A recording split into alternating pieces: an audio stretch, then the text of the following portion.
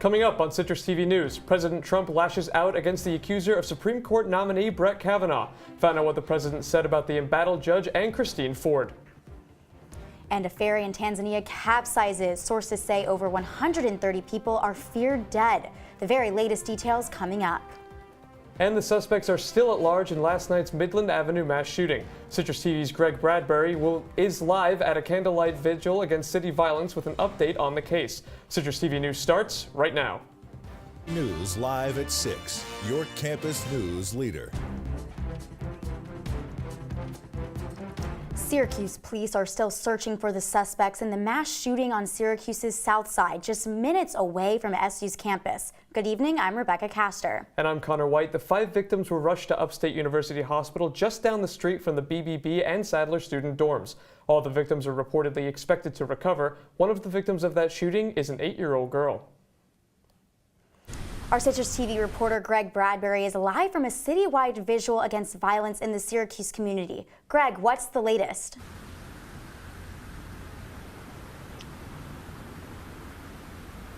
Yeah, guys, well, right now I'm live here in the south side of Syracuse, where in just under a half hour, a vigil will be taking place right behind me here on the corner of Onondaga and Tallman Avenues. Now, the vigil was brought about after last night's violence that broke out across the Syracuse community. Now, the goal of tonight's vigil is to bring about some reform.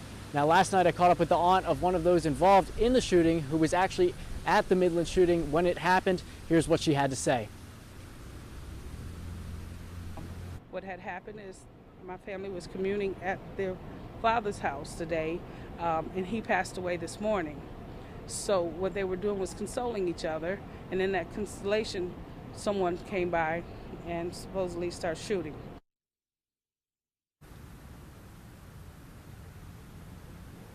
Now, everyone involved in that shooting is currently in stable condition. They were transported to the Upstate Medical Emergency Center, and everyone is in stable condition, including that 8-year-old girl who was shot. Now, another thing a lot of community members mentioned was that Mayor Ben Walsh made an appearance after the shooting happened, and a lot of community members said no mayor has really done that in the past. They're hoping that Mayor Ben Walsh's appearance, in addition to the vigil that'll be taking place right behind me, really sparks some reform and change to stop the violence going on in the community. Reporting live from Tallman and Onondaga Avenues from the south side of Syracuse, Greg Bradbury, Citrus TV News. Back to you guys. Thanks so much, Greg. Citrus TV will keep you updated on the latest developments from the shooting. And in other news, SU Food Services officially stopped serving Sbarro's pizza in the dining halls and food courts after over 20 years. Citrus TV reporter Lilia Wood has all the details on the new campus pizza eatery. As food trends are evolving everywhere, students were looking for healthier and tastier options. Food Services responded by creating their own artisan pizza shop here on campus. We're getting a lot of comments about changing things up, something different. So we decided that we would go with our own concept because we have a lot more ability to change up the menu. Food Services started the process of creating the tomato wheel last winter by researching pizza recipes and surveying students to see what kind of pizza they were craving. A lot more fresh and local and pesto and sriracha, and Sbarro's didn't really have a lot of those products to offer us. The tomato wheel then spent the summer developing and tasting their own homemade recipes, and it is now opened in the Kimmel, Goldstein, and Shine food court. It's pretty good. I mean, the pizza feels a little bit heartier. I like the dough a little bit more.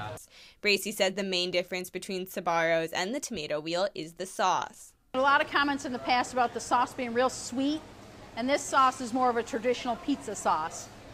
Sbarro's previously served strambolis and calzones, but students were not interested anymore. Food Services got creative and invented the most popular item on the menu, the buffalo twist. Took a couple of our garlic sticks we had, twisted them together, and we put buffalo chicken down the middle of it, and we called it a buffalo twist. While classic slice is always a favorite, students are encouraged to pitch pizza ideas to the tomato wheel to add them to their menu. I like the sauce. You like the sauce? Yeah, it's like moderately firm, but not like overly firm. So like you can hold it and it won't flop. Food Services plans to continue to evolve their menu and update their food courts, especially when the Shine Student Center gets renovated next year. Lilia Wood, Citrus TV News. Syracuse University says it is launching a new website to help students find safe and affordable off-campus housing. The site is designed to ensure all available properties are listed accurately and follow city guidelines. The website will include pictures of the properties and allow users to find roommates and post sublets. The website will go online by the end of November and will be available to all SU students, faculty, and staff. And an ABC News anchor will be the first ever keynote speaker of the Be Well Expo. Dan Harris will share his experience with workaholism and substance abuse, which led him to meditation. After his speech, the expo will include interactive activities like a rock climbing wall and therapy talks. The expo is part of the new First Year Experience initiative and will take place in the Dome on September 30th. First-year students are required to attend, but the entire student body is welcome. And it's all about networking. That's what the professors preach, and it's what Newhouse students put into practice today at the Communications Career Fair. Newhouse majors from advertising to journalism gathered this afternoon at Shine from 2 until 5 to meet with industry professionals for career opportunities. If you missed today's event, do not worry, as there will be a campus-wide career fair on Wednesday in the Carrier Dome. Well, Rebekah, I'm sure they were protected inside the walls of Shine, but it was really windy today, wasn't it? Oh, I completely agree. On my walk over here, my hair is flying everywhere. We have Zachary Levine in studio to give us more of an update on all this weather. Right, well, of course, the wind, you know what that means. Rain is coming, and yes, it is later on tonight. We'll get to that in a moment. Right now, look outside, 77, a few clouds, but get ready for the big storm tonight. Now, a look at our satellite outside right now. Nothing really on the radar at all whatsoever, but you just saw it pass by. That is a big storm. Let's take a closer look at that storm. Big storm right here. Right in the center of it is Syracuse, so just around 9 o'clock, a little after 9 o'clock is when you can expect that rain to come in. It's not going to last awfully long, maybe out of here by 11, but for those 2 hours or so, hunker down. It's not going to be safe to be outside. You can see some of those red and even pink bands. Not a safe time to be out there. A lot of lightning, a lot of thunder, and a lot of wind. Get more on your full weather forecast coming up. All right, thanks, Zach. Police are now investigating schools in the village of Monticello after a threat was made on Instagram. The Monticello School District announced yesterday that all schools would be closed today and that electronic communication and IP addresses would be tracked. The Sullivan County Sheriff's Office says that the subject is believed to be known in the social media community. And a Cornell University professor is resigning following an investigation by the university. Cornell said Professor Brian Wansik committed academic misconduct in his research and scholarship. The offenses include misreporting research data and problematic statistical techniques. Wansik gained media attention for his food studies, but his work came under question in recent years. Just last year, 6 of his papers were retracted by the American Medical Association. Last year, some Central New Yorkers had a brief scare when toxic algae threatened their water supply. September is a peak season for algal blooms, and Citrus TV's Ali Heath says the problem may return. If you know about who free New York, harmless algae under certain. So we were having some technical difficulties there, but coming up, we have, after the break, former Vice President Joe Biden held an event to promote cancer issues. And the president of Vietnam is dead. How it's changed the political landscape in the country, coming up next. Leaving hot coals improperly extinguished can cause a wildfire. Hey guys, it's Smokey! It looks as if Smokey is going to use the drown, stir, drown and feel technique. After the first drown, a good start. Next, another drink. And finally, a close feel. Is it cool? Okay. Yeah. Hey, Smokey, catch! Oh, my bad, Smokey. Only you can prevent wildfires.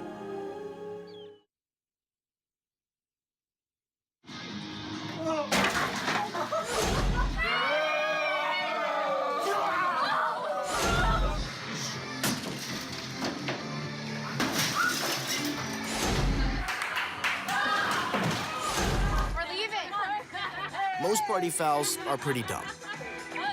But if you decide to drink and drive underage, you could lose your license and your freedom.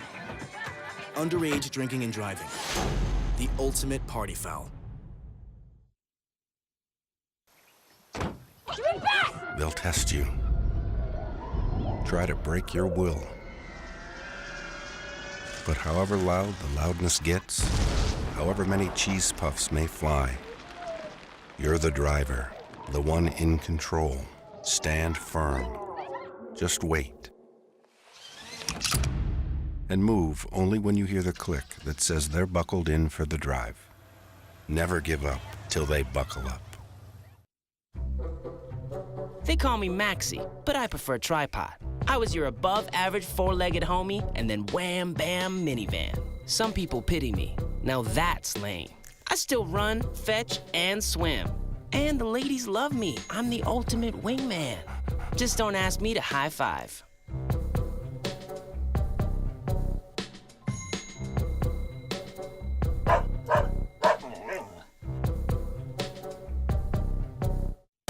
If you see news happening on campus, in Syracuse, or across the nation, call the Citrus TV Newsroom, 315-443-1177, or tweet at Citrus TV News, your campus news leader.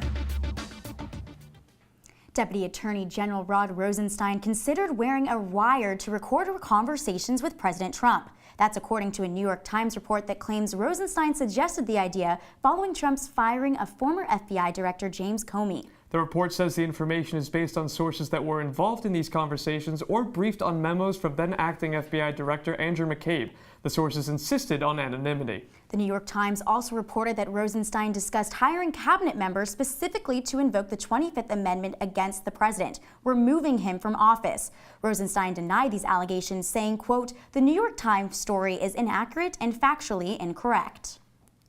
And former Vice President Joe Biden hosted a conference in Washington, D.C. today to discuss issues connected to cancer. The Biden Cancer Summit focused on ways to improve treatments and outcomes for cancer patients and their families.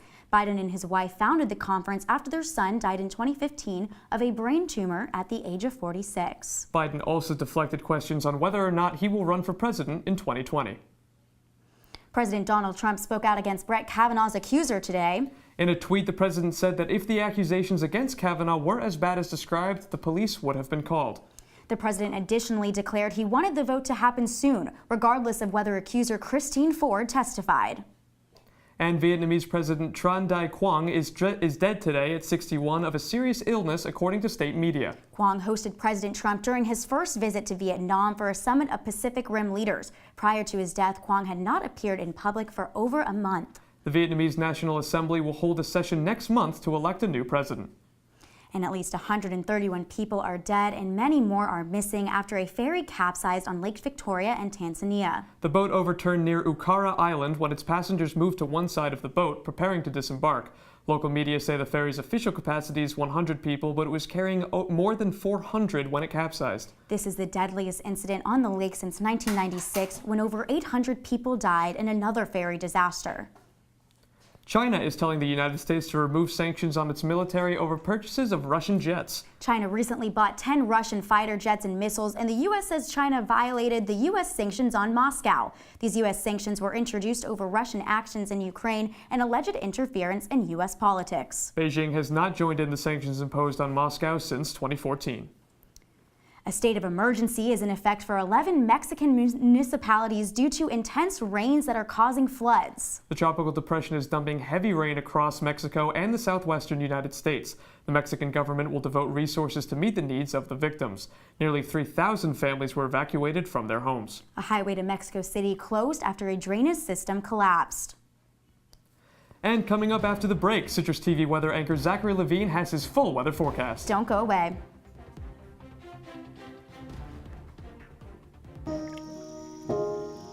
This is the story of a boy who didn't talk for a long time. The boy liked things to always be the same. Any changes would scare and upset him. The unknown was an unfriendly place. The boy was very sensitive to lights and sounds. So he built secret hiding places where they couldn't get in. The boy didn't like looking people in the eye. He wasn't trying to be mean, it just made him feel uncomfortable. Sometimes he would flap his arms again and again. One day I found out I have something called autism. My family got me help. Slowly, I found my voice and learned all the ways I could live with it better. Early intervention can make a lifetime of difference. Learn the signs at autismspeaks.org. Hey, look, it's those guys. Are you good to drive? I'm fine. How many did you have? I should be fine. You should be. Go and step out of the vehicle for me. See ya, buddy. Good luck. So turns out, buzz driving and drunk driving, they're the same thing, and it costs around $10,000. So not worth it. From the Citrus TV Weather Center, this is SU's most accurate weather forecast. Welcome back here to Citrus TV News. I want to start again with this storm cell that's coming through around 9 o'clock. It is going to be dangerous, as I mentioned earlier. You look right here, the purple and the pink and the orange there. Just a lot of colors. And of course, if you can't understand that, the colors mean that strong bands of weather coming through, thick clouds and a lot of lightning into our region. Let's move on to our current forecast again. It's deceiving. 77, not too bad outside, but be ready for that rain. Looking at tonight, as I mentioned, strong bands of storms, potential for high wind, and down to 54. So still a little chilly, but not that cool in the long run. Just that rain obviously will make it a little bit colder than we want it to be. Looking at that heavy rain again. Moving on to our game day planner, of course, big game coming up. Syracuse, UConn, of course, Keith's looking to go 4-0. Big day for them. 10 a.m., 56. 4 p.m. when the game starts, 58, and then chilly at night down to 53. So, I mean, not a bad day. It was brutally hot in the Dome last game. This game should be more doable, more comfortable, and a little easier to, maybe stick around if they're winning. Moving on now, our current temperatures, Syracuse 77, Fulton up at 80. Look at Rochester, 90 degrees. That's the high of the day here in upstate New York. So, and obviously this is current stuff. So right now, 90 degrees, not a bad time to be around here. Down in the southern tier, Elmira at 75, 68, a little cooler in Binghamton. So from 68 Binghamton to 90 up in Rochester, a pretty big difference as you get further north, the warmer it seems to be getting. Look at our 5-day forecast right now. 59 and cloudy on Saturday. Sunday, 67. That's a sunny day. So Sunday is going to be kind of a redemption day after that rain. Looking at Monday, also clear. Monday will be the nicest day you have this week as it's going to get cooler and into fall. Tuesday and Wednesday, we'll look at that as well. Rainy and then rainy again, so in the mid to high 60s and then getting down to the 50s at night. So get ready, that fall is coming. That's all we have for your weather right now. Coming up in sports, Syracuse football faces a former Big East rival. We witness history with a number other than 44, and we update you on SU men's soccer, who's in action right now. That and more on the other side of the break.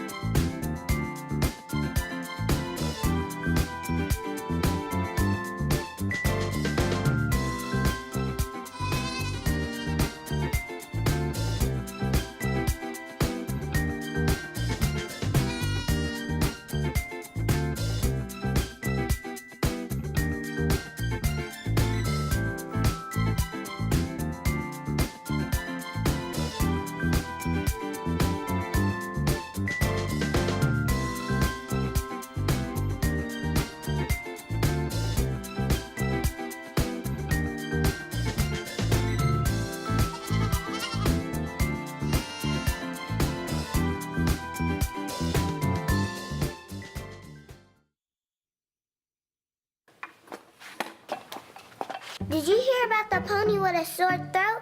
He was a little horse. Can I tell you a cat joke? Just kidding. Why couldn't the Why was the basketball court all wet? Why? Because the players kept dribbling all over it. Where did cats go on vacation? New York.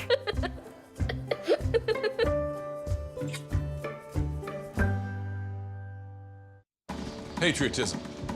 It inspires passionate debate, and it's worn like a badge of honor with good reason, because it means love and devotion for one's country. But what really makes up this country of ours? It's the people. To love America is to love all Americans. This year, patriotism shouldn't just be about pride of country. It It should be about love. Love beyond age, sexuality, disability, race, religion, and other labels. Because love has no labels. And now, your CitrusTV Sports Report. We've got a matchup of former Big East rivals in the Dome this weekend. Hello, everyone. I'm Matt Libberman. UConn is making the trip to the Salt City to take on Syracuse tomorrow evening, and the Huskies aren't exactly great. UConn is the only team in the nation to give up over 2,000 yards this season and the only team to give up over 50 points per game. Meanwhile, the Orange defense has been stellar. SU limited FSU to just 7 points in last weekend's win, and the D-line sacked DeAndre Francois a season-high 4 times. Defensive end Kendall Coleman was a big reason for that, and he knows that defense has to play that way every day if it wants to reach a bowl game. We realize that we can't be as lucky every time, and so we got to make sure that the small details are pristine so that when it comes down to it, it's mano a mano. It's not that we beat ourselves. It propels you straight through the rest of the season. You just got to keep that energy and that momentum flowing and going, so that way when adversity does arise, we can look back on what worked and why it worked, focus in on that, bring it back to the surface, and keep moving forward. Tomorrow's matchup between SU and UConn gets going at 4 p.m. With a win, Syracuse would be 4-0 for the first time since 1991, and that would certainly help the Orange hopes as SU travels to Death Valley next weekend for a date with Clemson. And an Orange legend will cement his place in the Carrier Dome forever. Joe Morris will have his number 47 retired tomorrow against the Huskies. Morris graduated from Syracuse in 1982 as the school's all-time leading rusher, even beating out the fabled trio of Jim Brown, Ernie Davis, and Floyd Little. Morris went on to become a 2-time Pro Bowler in the NFL and controlled the backfield for the 1986 Super Bowl champion New York Giants. Morris's number 47 will become the first number in Syracuse history to be retired, aside from number 44. In Syracuse men's soccer, currently locked in a battle with number 22 Virginia. It's 1-0 Virginia at the half. The match was originally scheduled to start at 7 p.m., but was moved ahead 2 hours due to forecasts of lightning. Again, Syracuse, if they lose this game, if they go on to lose this game, that would mark their second loss in ACC play. And we have a double dose of New York sports for you as the Yankees and Mets are both in action tonight. The Yankees continue their homestand, opening a series against the Orioles. CC Sabathia gets the bump for New York as the Bombers look to extend their lead over Oakland for the AL wild card to secure home field advantage there. The Yankees were officially knocked out of the race for the AL East crown with a loss to the Red Sox last night. Meanwhile, the Mets just playing for pride. Jacob deGrom will take the mound tonight against the Nationals as he looks to improve his record to 500. Yes, that's correct. The frontrunner for NL Cy Young is currently 8-9 on the season. And from the diamond to the gridiron, it's been a rough start to the year for New York football. With the Jets' loss last night to the Browns, teams from the Empire State are now just 1-6 on the season. The Bills and Giants look to improve that record this weekend, but it's going to be a tough one. Buffalo hits the road to face the Vikings, where the Bills are a 16.5-point underdog, and the Giants head down to Houston, where that offensive line will have its handful with J.J. Watt and Jadeveon Clowney on the other side. Now, you mentioned that rough start for New York football. I'm a New York Giants fan myself, so, once again, 0-2, that's a little rough. But to me, not as rough as snapping that winless streak for the Browns on the Jets' part. Yeah, not exactly. Empty the fridges. The Browns hadn't won since 2016. They weren't a favorite at home since 2015, and they go out and get it done last night, beating the Jets on the back of Baker Mayfield. All right, so what about Syracuse football? We're on a winning streak right now. Do you think we're going to keep it up this weekend? I think it should be an easy win. UConn, one of the worst teams in the country, the worst defense in the country. No other team has given up 50 points a game, and Syracuse is just rolling right now offensively. They're a 27.5-point favorite in this one. I think they could win by 40. All right, looking forward to it. All right, after the break, we have weather anchor Zachary Levine back to give us another look into this week's forecast. Stay tuned. They said a bottle was just a bottle.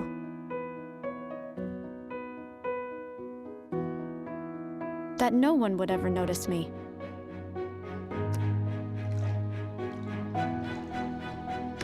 But I knew I could be more. That one day, I would make people smile.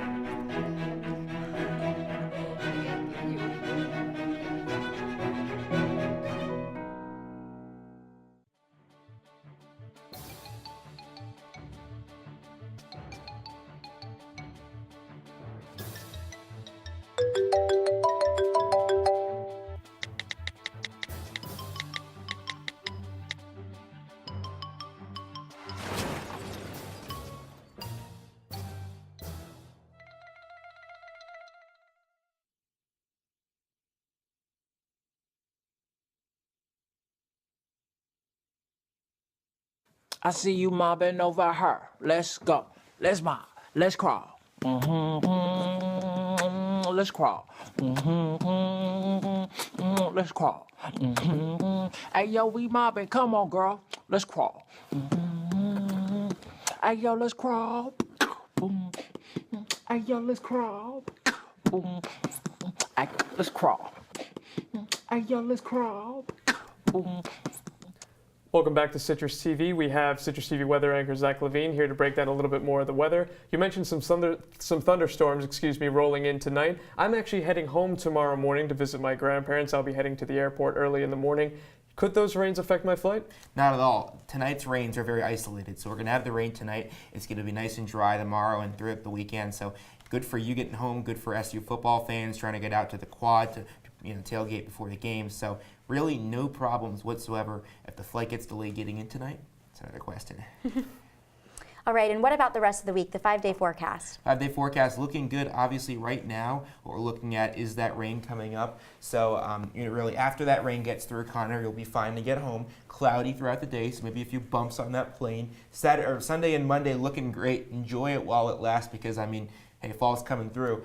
Tuesday and Wednesday rainy, so getting a bit chillier there. Obviously, the sun's not going to be out, so that affects the temperature outside. But really not a bad week, just a typical fall week for us here in Syracuse. All right, thanks so much, Zach. In other news, 5 stabbing victims at a New York City daycare are in critical but stable condition. The stabbing happened early this morning in Queens. A middle-aged woman believed to have committed the stabbings was found in the daycare's basement and is now in custody. Police found a butcher knife and a meat cleaver on the scene. The suspect's motive is currently unknown. And farms in New York are growing strong. The state comptroller released a new report showing farms generated $4.8 billion in revenue last year. The products that sold the most were cottage cheese, sour cream, yogurt, apples, and grapes. However, tariffs, low milk prices, and restrictions on immigrant workers could harm farmers in the coming years. And we're ending on a story that will hopefully brighten your day. Military parades aren't usually this cute, but in Chile, some law enforcement officers marched with puppies in pouches. That's right, the Chilean police officers carried golden retriever pups in those adorable front-facing knapsacks. The parade, which took place in Santiago, celebrates Chile's independence from Spain. And this is the first time the K9 unit, as they call them, has been featured in the parade. They first marched in 2008. Well, I gotta say, Rebekah, I think Chile has the right idea there. I think coming up to July 4th for some of our, American Independence Day celebrations, I think we need to get more dogs involved. Yeah, definitely cute. I would definitely roll out for that event. Love to see all the dogs walking with the military professionals as well. Very, very, very cute. Ending on that note. Exactly. And that's all the time we have tonight. Actually, you know what? We have a little bit more time. Sorry, wrapping a little prematurely there. I gotta say, I like the idea of them marching, but the knapsacks are probably my favorite part of that. Yeah, I love that they weren't just on leashes, they were in pouches. So very cute. I actually have a dog back at home. His name is Jack. He's a King Cavalier Spaniel. I don't know if he would behave well enough to just be in a knapsack like that during something so professional. Oh, neither would mine. I have a dog at home. I'm very much so looking forward to seeing him tomorrow. He's definitely the most missed family member when I'm here at school. But yeah, I agree. He wouldn't do very well in a fair like that. Well, I hope you have a safe flight home tomorrow. That is all we have for tonight. Make sure to follow us on Twitter and Facebook at Citrus TV News for our round-the-clock news coverage. I'm Rebekah Castor. And I'm Conor Wight. Thanks for watching and have a great night, Syracuse.